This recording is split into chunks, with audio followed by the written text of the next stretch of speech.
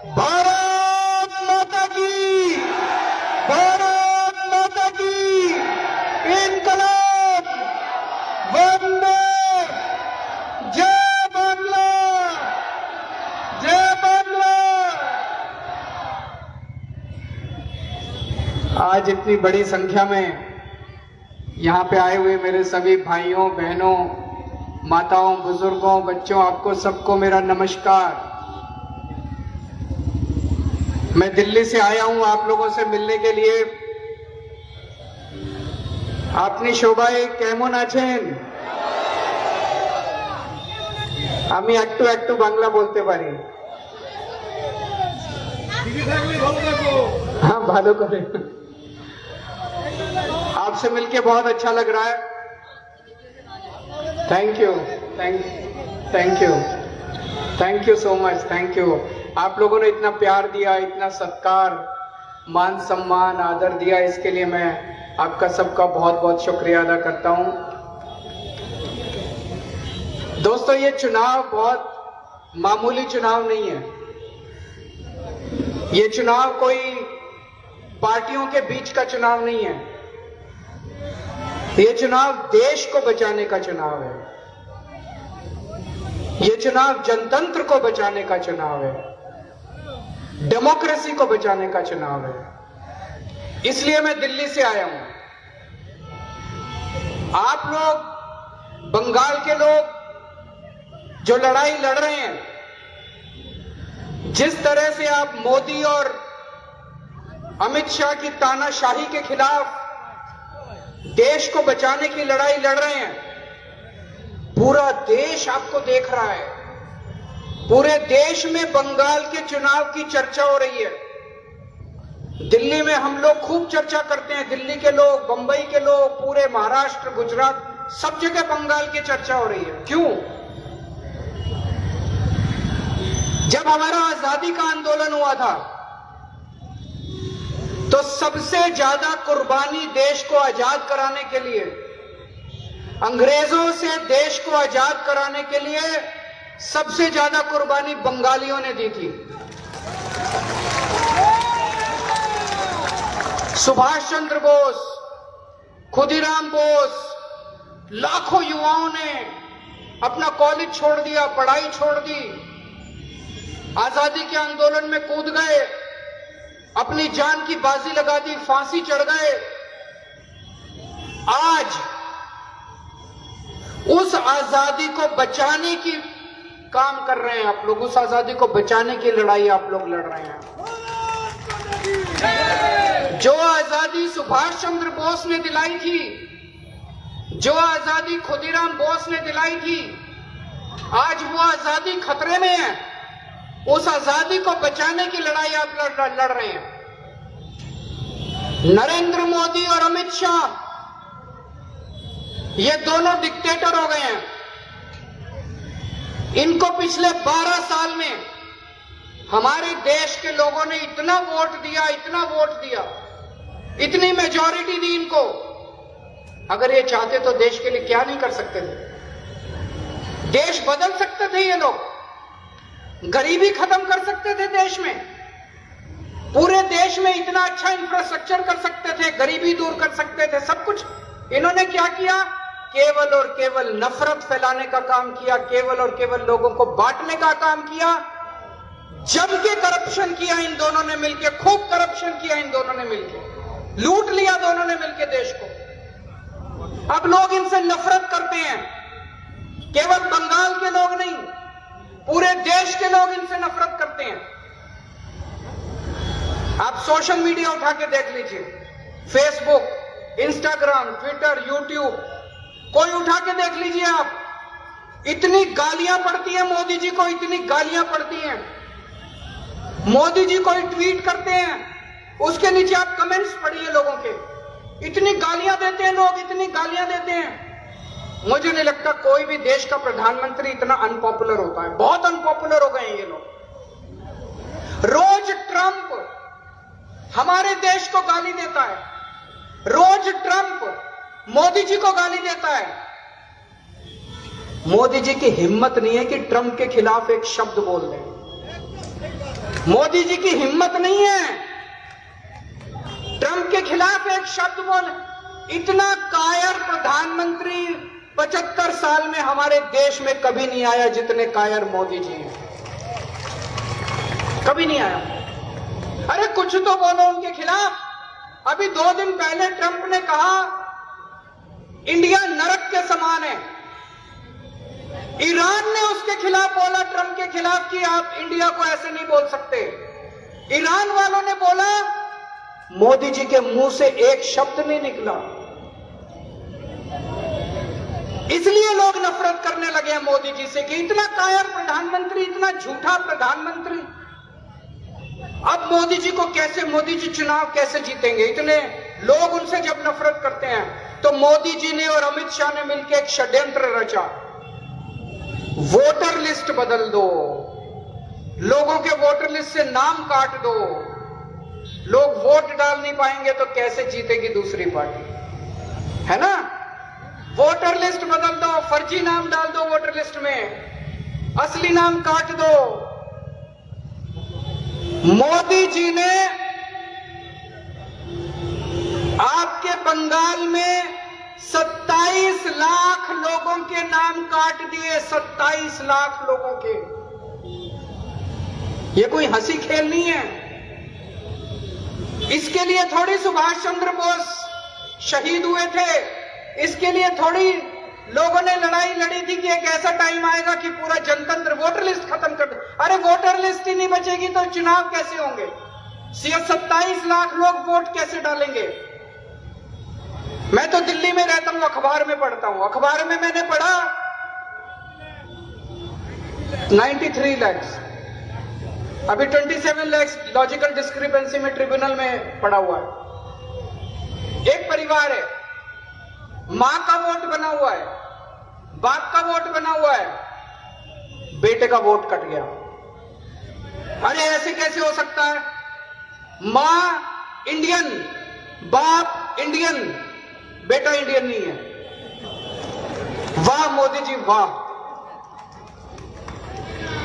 मां का वोट है, बेटे का वोट है, पिताजी का वोट नहीं है। ऐसे ऐसे कमाल कर दिया मोदी जी ने। वाह मोदी जी वाह। ऐसे करके उन्होंने 90 लाख लोगों के वोट काट दिए। अब ये 90 लाख लोगों का क्या होगा? अगर आपने गलती से कमल का बटन दबा दिया, अगर आपने गलती से बीजेपी को वोट दे दिया, गलती मत करना। ये 90 लाख लोगों का क्या करेंगे बीजेपी वाले चुनाव के बाद? मेरा सोच के दिल घबरा जाता है, क्योंकि ये लोग अब सिटीजन नहीं है। ये 90 लाख लोग अब सिटीजन नहीं है इंडिया के। अगर बीजेपी आ गई है, मोदी और अमित शाह मिलकर इन 90 लाख लोगों का क्या करेंगे भगवान मालिक है। इनको डिटेंशन सेंटर में डालेंगे, क्या करेंगे पता नहीं। इनको एक ही आदमी बचा सकता है, ममता दीदी।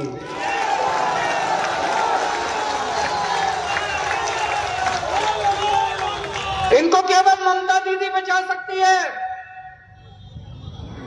ममता दीदी इतनी मेहनत कर रही है, छोटी सी महिला है, इतनी सी, मेरे यहां तक आती है, पतली सी महिला है, लेकिन जब सड़क पे चलती है अर्थक्वेक आ जाता है, अर्थक्वेक आ जाता है, भूचाल आ जाता है। मोदी जी का सिंहासन डोलने लग जाता है जब ममता दीदी जब सड़क पे चलती है, उधर मोदी जी की कुर्सी हिलती है। हिलती है कि नहीं हिलती? तो दोस्तों, ये जो 90 लाख लोग हैं जिनके वोट काटे गए हैं, चुनाव के बाद इनको राशन कार्ड का अधिकार खत्म हो जाएगा, सरकार से मिलने वाली सुविधाएं खत्म हो जाएंगी, इनका बहुत बुरा हाल होने वाला है। अगर ममता दीदी जीतेंगी तो इन 90 लाख लोगों को वापस सिटीजन बनाएंगी, इनको वापस अपना अधिकार दिलाएंगे, है कि नहीं है? इन 90 लाख लोगों से मेरी अपील है, कल शाम को 5 बजे कैंपेन खत्म हो जाएगा। परसों छुट्टी है, 2 दिन बचे हैं। 2 दिन के अंदर सबको जिम्मेदारी लेनी है। इन 90 लाख लोगों को वॉलंटियर बनके, ममता दीदी का वॉलंटियर बनके काम करना है। चुपचाप अंदर ही अंदर, शोर नहीं करना, अंदर ही अंदर काम करना है। अपनी अपनी गली में, घर घर में जाना है, अपने अपने मोहल्ले में, घर घर में जाना है और सब लोगों को बोलना है कि ममता दीदी को वोट करो, ममता दीदी को वोट करो। वोट दिलवाने का काम करना है, बीजेपी को हराना है, देश को बचाना है। और इन्होंने पता नहीं कितने फर्जी वोट बनवा दिए, 90 लाख वोट कटवा दिए और बहुत सारे लाखों वोट फर्जी बनवा दिए। पूरे देश भर से ट्रेन भर भर के ला रहे हैं। ये तो कब्जा कर रहे हैं बंगाल के ऊपर, फर्जी वोटों के बेसिस पे जीतना चाहते हैं। तो दोस्तों, मोदी जी इस तरह से जीतना चाहते हैं। मोदी जी के 3 यार, सीबीआई, ईडी, ज्ञानेश कुमार। मैं उनसे पूछना चाहता हूं, बंगाल की जनता पूछना चाहती है मोदी जी से, ये सब करने के बाद भी ED, CBI, Gyanesh Kumar, election commission, और मेरे को पता चला यहां पे मिलिट्री भेज दी उन्होंने, मोदी जी ने। बंगाल में 3.5 लाख मिलिट्री भेज दी। यहां पे क्या आतंकवादी रहते हैं? आप लोग आतंकवादी हो क्या? ये तो अपमान है बंगालियों का, आप सब लोगों का, पूरे वेस्ट बंगाल का अपमान है ये। मिलिट्री भेजने की क्या जरूरत है हमारे घर में? हमारे बंगाल में मिलिट्री भेजने की क्या जरूरत है? तो दोस्तों, अगर मोदी जी मिलिट्री भेजने के बाद, ईडी, सीबीआई सबके भेजने के बाद, अगर मोदी जी फिर भी हार गए तो बंगाल की जनता पूछना चाहती है, अगर मोदी जी इसके बाद भी हार गए तो क्या रिजाइन करोगे, इस्तीफा दोगे? अभी पूरे बंगाल में बीजेपी के कई मुख्यमंत्री घूम रहे हैं, कई मिनिस्टर घूम रहे हैं, सेंट्रल मिनिस्टर घूम रहे हैं। एक छोटी सी महिला, उसको हराने के लिए ED, CBI, election commission, Gyanesh Kumar, military, इतने सारे बीजेपी के मिनिस्टर, चीफ मिनिस्टर सारे लगे हुए हैं, फिर भी दीदी जीत जाएगी, फिर भी दीदी जीत जाएगी। एक छोटी सी महिला को हराने के लिए सारी फोर्स लगी हुई है, सब लगे हुए हैं एक छोटी सी महिला को, फिर भी वो जीत जाएगी। कैसे जीत जाएगी? ये चमत्कार है, ये मां की शक्ति है, दीदी के ऊपर काली मां का आशीर्वाद है, दीदी के ऊपर दुर्गा मां का आशीर्वाद है, दीदी के साथ दुर्गा मां है, दीदी के साथ काली मां है, मां की शक्ति है दीदी के अंदर। नहीं तो इतनी बड़ी बड़ी ताकतों को कौन हरा सकता है? जब महाभारत में कौरवों और पांडवों का युद्ध हुआ था, कौरवों के पास इतनी शक्ति थी, इतनी ताकत थी, इतनी बड़ी सेना थी, इतनी बड़ी फौज थी, इतने संसाधन थे कौरवों के पास। पांडवों के पास कृष्ण जी थे, इसलिए पांडव जीत गए। दीदी के साथ दुर्गा मां है, दीदी के साथ काली मां है। और मैं एक चीज आप लोगों को बताना चाहता हूं, दीदी ने जितने अच्छे काम किए हैं, अगर ये लोग गलती से आ गए, वो सारे अच्छे काम बंद कर देंगे। दिल्ली में 1 साल पहले इन्होंने, मैं दिल्ली का मुख्यमंत्री था, इन्होंने मेरे ऊपर झूठा केस किया, बोले केजरीवाल ने घोटाला कर दिया, केजरीवाल ने घोटाला कर दिया, केजरीवाल पैसे खा गया। मेरे को पकड़ के इन्होंने जेल में डाल दिया। 6 महीने में जेल में रहा। आपने सुना होगा अभी कोर्ट का ऑर्डर आया है, कोर्ट ने कहा है कि केजरीवाल निर्दोष है। कोर्ट ने कहा केजरीवाल ने कोई भ्रष्टाचार नहीं किया। कोर्ट ने कहा केजरीवाल कट्टर ईमानदार है। इन्होंने झूठा केस करके मुझे जेल में डाल दिया और षड्यंत्र करके दिल्ली के ऊपर कब्जा कर लिया इन्होंने। 1 साल हुआ है दिल्ली में बीजेपी को सरकार बनाए हुए। जितने अच्छे काम हमने किए थे एक एक करके सारे काम बंद कर दिए। हमने स्कूल बनवाए थे, बहुत अच्छे सरकारी स्कूल गरीबों के बच्चों के लिए, स्कूल बंद कर दिए बीजेपी ने। हमने मोहल्ला क्लिनिक बनाए थे, गरीबों का इलाज होता था, सारी दवाइयां मुफ्त थी, सारे टेस्ट मुफ्त थे, डॉक्टर मुफ्त था। इन्होंने मोहल्ला क्लिनिक बंद कर दिए 1 साल में। हमने हॉस्पिटल बनाए, इन्होंने हॉस्पिटल बंद कर दिए। हमने फ्री में पानी देते थे, सबका पानी फ्री था हर परिवार को, इन्होंने फ्री पानी बंद कर दिया। सारे काम, महिलाओं को फ्री में बस में ट्रैवल, बस में टिकट नहीं लगती थी महिलाओं को, इन्होंने महिलाओं का फ्री बस सर्विस बंद कर दी। आप लोगों को दीदी हर महीने 1,500 रुपए देती है कि नहीं देती? सबको देती है। अगर बीजेपी आ गई 24 घंटे में आपके 1,500 रुपए बंद कर देगी। गलती मत कर देना। जब बटन दबाने जाओ गलती से कमल का बटन मत दबा देना, बहुत खतरनाक बटन है कमल का, वो मौत का बटन है, वो खतरनाक बटन है। कमल का बटन मत दबा देना, नहीं तो आपके 1,500 रुपए मिलना बंद हो जाएंगे। और ये बीजेपी जितने वादे कर रही है, झूठ बोल रही है। मुझे पता चला प्रधानमंत्री जी आके कह रहे हैं कि मैं 3,000 रुपए महीना दूंगा। पिछली साल दिल्ली के चुनाव फरवरी में थे, प्रधानमंत्री जी ने दिल्ली में बोला कि मेरे को वोट दे दो, मेरी सरकार बना दो, 8 मार्च को हर महिला के अकाउंट में 2,500 रुपए आ जाएंगे। भाई साहब 1 साल हो गया, एक बार 8 मार्च आया, दूसरी बार 8 मार्च आया, अभी तक 1 पैसा किसी महिला के अकाउंट में नहीं आया। झूठ बोलते हैं प्रधानमंत्री।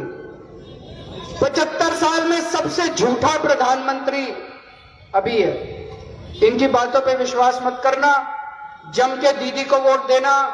दीदी आपके लिए लड़ रही है, अकेली छोटी सी महिला है, अकेली आपके लिए लड़ रही है, दीदी को वोट देना। शेरनी है वो, शेरनी।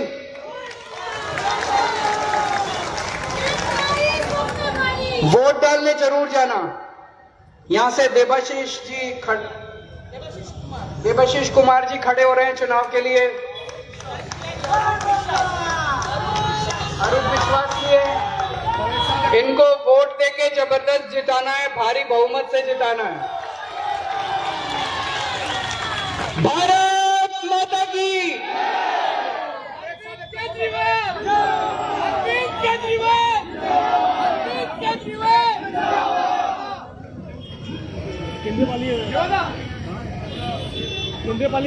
আমরা অত্যন্ত কৃতজ্ঞ এবং ধন্যবাদ জানাবো মিস্টার অরবিন্দ কেজরিওয়ালকে।